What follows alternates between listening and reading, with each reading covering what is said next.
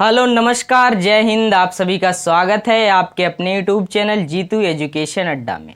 आज हम आप सभी को पढ़ाएंगे क्लास 12th का फर्स्ट चैप्टर। उस चैप्टर का नाम है स्थिर वैद्युतिकी, जिसको इंग्लिश में कहा जाता है इलेक्ट्रोस्टैटिक्स। ठीक है, पहले समझेंगे कि हम स्थिर वैद्युति का मतलब क्या होता है। ठीक है, समझिए, देखिए क्या इसका मतलब होता है। स्थिर वैद्युति का मतलब होता है स्थिर आवेश का अध्ययन। ठीक है बच्चों, स्थिर आवेश का अध्ययन मतलब जब तक हम लोग स्थिर वैद्युति का अध्ययन करेंगे, हमारा आवेश जो है वह क्या रहेगा, हमेशा स्थिर रहेगा, रुका रहेगा, नियत रहेगा। ठीक, स्थिर वैद्युतिकी में 2 चैप्टर होते हैं। ठीक है, पहला कौन सा चैप्टर है, देखिए पहला चैप्टर है आवेश एवं वैद्युत क्षेत्र। ठीक है, आवेश एवं वैद्युत या विद्युत कहिए, दोनों का मतलब एक ही होता है। ठीक ना, वैद्युत क्षेत्र। ठीक, और दूसरा इसका क्या चैप्टर है, विभव विभवांतर विभवांतर। ठीक है, इस तरह है विभवांतर एवं संधारित्र। ये क्या है, ये जो है वैद्युत स्थिर वैद्युति के 2 चैप्टर हैं। ठीक है, पहला क्या है आवेश एवं वैद्युत क्षेत्र और दूसरा क्या है विभव विभवांतर एवं संधारित्र। ठीक है, तो हम लोग पहले चैप्टर के बारे में अध्ययन करेंगे, आवेश एवं वैद्युत क्षेत्र। ठीक है, तो हेडिंग डाल लेंगे आप लोग, क्या डालेंगे हेडिंग, आवेश। आवेश हेडिंग डालेंगे। आवेश को इंग्लिश में क्या कहा जाता है, चार्ज। ठीक है, आवेश को इंग्लिश में कहते हैं चार्ज। ठीक है, तो आवेश से पहले हम लोग जानेंगे कि द्रव्यमान क्या होता है। ठीक है, आवेश से पहले जानेंगे द्रव्यमान क्या होता है। ठीक, जैसे हम लोगों के पास क्या है, द्रव्यमान है। जैसे मान लीजिए आप 10 किलोग्राम के हैं, तो आपका क्या है 10 किलोग्राम जो है आपका द्रव्यमान है। तो द्रव्यमान के होने से हम पृथ्वी पर एक विशेष प्रकार का गुण पाते हैं या बल पाते हैं। वह क्या है, गुरुत्वाकर्षण बल। वह क्या है, गुरुत्वाकर्षण बल। ठीक है, गुरुत्वाकर्षण बल। और गुरुत्वाकर्षण बल पृथ्वी के पास कैसे रहता है, तो पृथ्वी के पास भी क्या होता है, द्रव्यमान होता है। द्रव्यमान किसी वस्तु का वह भौतिक गुण है जिसकी सहायता से वह गुरुत्वाकर्षण बल क्या करता है, उत्पन्न करता है, और उसके अनुभवों को भी वह क्या करता है, प्रभाव, उसके अनुभवों के प्रभावों को भी वह उत्पन्न करता है। ठीक है, अब हम पढ़ेंगे क्या, आवेश। आवेश क्या होता है, इसकी परिभाषा देखिए क्या है, आवेश। आवेश किसी वस्तु का, आवेश किसी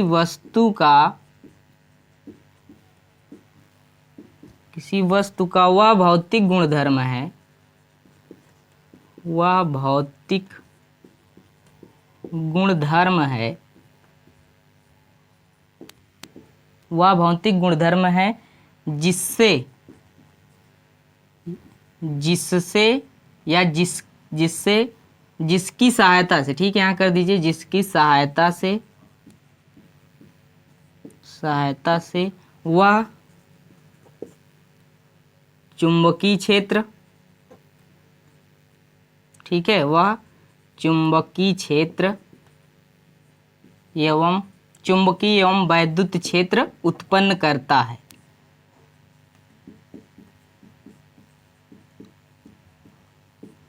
उत्पन्न करता है। ठीक, क्या है, चार्ज क्या होता है, आवेश। आवेश किसी वस्तु का वह भौतिक गुणधर्म है जिसकी सहायता से वह चुंबकीय एवं वैद्युत क्षेत्र उत्पन्न करता है। ठीक है, तथा इसके प्रभावों को भी अनुभव करता है, तथा इसके प्रभावों को भी अनुभव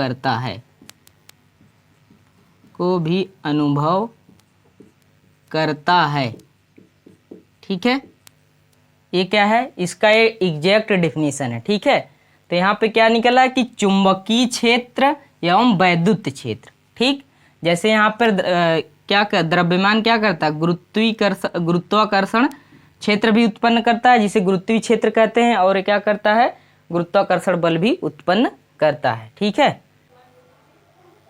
आप स्थिर वैद्युतिकी समझ चुके हैं। स्थिर वैद्युतिकी का मतलब स्थिर आवेश का अध्ययन होता है। आप जान चुके हैं आवेश क्या होता है, आवेश को भी आप जान चुके हैं। द्रव्यमान क्या होता है, द्रव्यमान को भी आप समझ चुके हैं। ठीक है, अब अगला आपका हेडिंग क्या है, आवेश की संकल्पना। ठीक है, क्या है, आवेश की संकल्पना। इसकी पहले परिभाषा देखिए क्या है, आवेश की संकल्पना इलेक्ट्रॉन के आधार पर क्या की जाती है, दी जाती है। यदि किसी वस्तु में इलेक्ट्रॉन की वृद्धि होती है तो उस पर क्या होता है, ऋण आवेश होता है। क्या होता है, ऋण आवेश होता है। तथा जिस पर इलेक्ट्रॉन की कमी होती है उस पर क्या होता है, धन आवेश होता है। ठीक है, इसको समझने के लिए इधर आप एक एग्जाम्पल देखिए। पहला एग्जाम्पल आप ले लेते हैं, आप ले लीजिए सोडियम। ठीक है, सोडियम का इलेक्ट्रॉनिक विन्यास, पहले इलेक्ट्रॉन इसमें कितने होते हैं, 11। ठीक है, और प्रोटॉन कितने होते हैं, 11 होते हैं। ठीक है, इसका इलेक्ट्रॉनिक विन्यास करेंगे क्या हो जाएगा, 2 8 1। ठीक, इसका सोडियम का क्या है, इलेक्ट्रॉनिक कॉन्फ़िगरेशन मीन्स इलेक्ट्रॉनिक विन्यास है। ठीक है, तो अब सोडियम को अपना अष्टक पूर्ण करने के लिए या तो इसको एक इलेक्ट्रॉन को क्या करना, त्याग दे, या फिर 7 इलेक्ट्रॉन को क्या करे, ग्रहण कर ले। ठीक है, तो इसके लिए आसान क्या होगा कि या एक इलेक्ट्रॉन को त्याग दे। ठीक है, तो सोडियम क्या करेगा, एक इलेक्ट्रॉन जब त्यागेगा यहाँ से अपना, ठीक है, एक इलेक्ट्रॉन क्या करेगा, त्याग देगा इस तरह। ठीक, एक इलेक्ट्रॉन यहाँ से निकाल दिया तो इस पे क्या हो जाएगा, सोडियम पे क्या हो जाएगा, प्लस चार्ज हो जाएगा। +1 का क्या इस पे हो जाएगा, चार्ज हो जाएगा। ठीक है, और यहाँ पे क्या हो जाएंगे, इलेक्ट्रॉन कितने हो जाएंगे, यहाँ पर 10 हो जाएगा, और प्रोटॉन कितना हो जाएगा, यहाँ पे प्रोटॉन तो 11 ही रहेगा। ठीक है, तो यहाँ पे जो प्लस चार्ज आया है इस चार्ज को हम क्या कहते हैं, धनावेश। ये जो +1 का आवेश है इसको हम क्या कहते हैं, इसको कहते हैं धनावेश। ठीक, धन आवेश इसको कहते हैं। यहाँ पे क्या हुआ, इलेक्ट्रॉन की हानि हो रही है। क्या है, इलेक्ट्रॉन की हानि हो रही है। ठीक है, तो इलेक्ट्रॉन की जब हानि होती है तो इस पे क्या होता है, जो इलेक्ट्रॉन पर क्या होता है, धन आवेश हो जाता है। ठीक है, इसी प्रकार अगला एग्जाम्पल देखेंगे, क्लोरीन। ठीक, क्लोरीन में इलेक्ट्रॉनों की संख्या 17 और प्रोटॉनों की संख्या भी क्या होती है, 17 होता है। ठीक, इसका इलेक्ट्रॉनिक कॉन्फ़िगरेशन करेंगे मीन्स इलेक्ट्रॉनिक विन्यास, तो क्या हो जाएगा, 2 8 और क्या हो जाएगा, 7।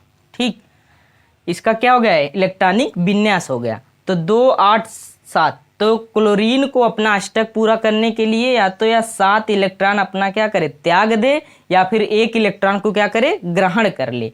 तो इसके लिए आसान क्या होगा कि यह एक इलेक्ट्रॉन को ग्रहण कर ले। ठीक है, तो जब यह एक इलेक्ट्रॉन को ग्रहण करेगा तो क्लोरीन पर क्या होगा, यहाँ से एक इलेक्ट्रॉन ग्रहण कर रहा है। ठीक, यहाँ पे ग्रहण करेगा तो इलेक्ट्रॉन कितना हो जाएंगे, यहाँ पे इलेक्ट्रॉन 18 हो जाएंगे, और प्रोटॉन आपका कितना हो जाएगा, प्रोटॉन 17 ही रहेगा। ठीक है, तो यहाँ पे क्लोरीन पर क्या होगा, माइनस चार्ज आएगा, क्योंकि यहाँ पे परिभाषा में क्या है, यदि कोई किसी वस्तु में इलेक्ट्रॉन की वृद्धि होती है तो उस पर क्या होता है, ऋण आवेश होता है। तो इस पर क्या हो जाएगा, क्लोरीन पर ऋण आवेश हो जाएगा, क्योंकि यह क्या किया, एक इलेक्ट्रॉन को ग्रहण किया है।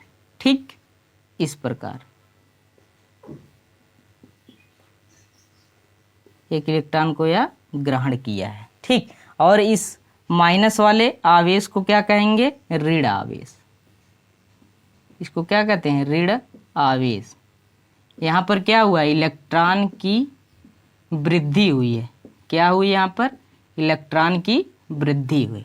ठीक, तो जब इलेक्ट्रॉन में वृद्धि होता है तो वस्तु पर या चार्ज पर क्या होता है, ऋण आवेश हो जाता है। ठीक है, किसी भी तत्व पर क्या हो जाएगा, वह ऋण आवेश हो जाएगा। तो आप समझ चुके होंगे कि आवेश की संकल्पना क्या होती है। ठीक है, आवेश की संकल्पना इलेक्ट्रॉन के आधार पर ही दी जाती है। क्यों प्रोटॉन के आधार पर आवेश की संकल्पना हम नहीं दे सकते, इसके लिए समझिए आगे, इसके लिए आगे समझते हैं।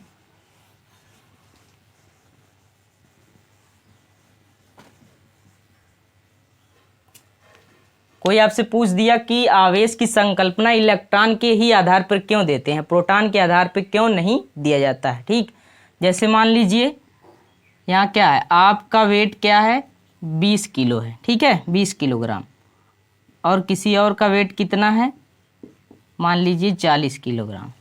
तो आपसे यह जो है व्यक्ति 2 गुना क्या है भारी है, ठीक है, यह क्या है व्यक्ति 2 गुना भारी है। और किसी का यहाँ पर मान लीजिए 60 केजी इसका वेट है, तो ये आपसे कितना हुआ 3 गुना भारी हुआ। इसी प्रकार यहाँ पे देखिए क्या होता है, ये पहली पॉइंट है। ठीक, तो इलेक्ट्रॉन जो होता है, नहीं है प्रोटॉन जो होता है 1837 गुना भारी होता है किससे, इलेक्ट्रॉन की अपेक्षा प्रोटॉन जो होता है वह 1837 गुना क्या होता है ज़्यादा होता है, किससे, इलेक्ट्रॉन से ज़्यादा होता है प्रोटॉन। इसीलिए यह निकल नहीं पाता है, इसीलिए हल्का होने के कारण इलेक्ट्रॉन जो है हमेशा भाग लेता है। ठीक है, और दूसरा पॉइंट क्या इसका है, दूसरा पॉइंट कि जो है प्रोटॉन जो है नाभिक से प्रबल नाभिकीय बल द्वारा जुड़ा होता है। प्रोटॉन जो होता है, प्रोटॉन नाभिक से प्रबल,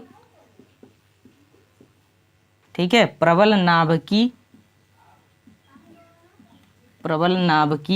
बल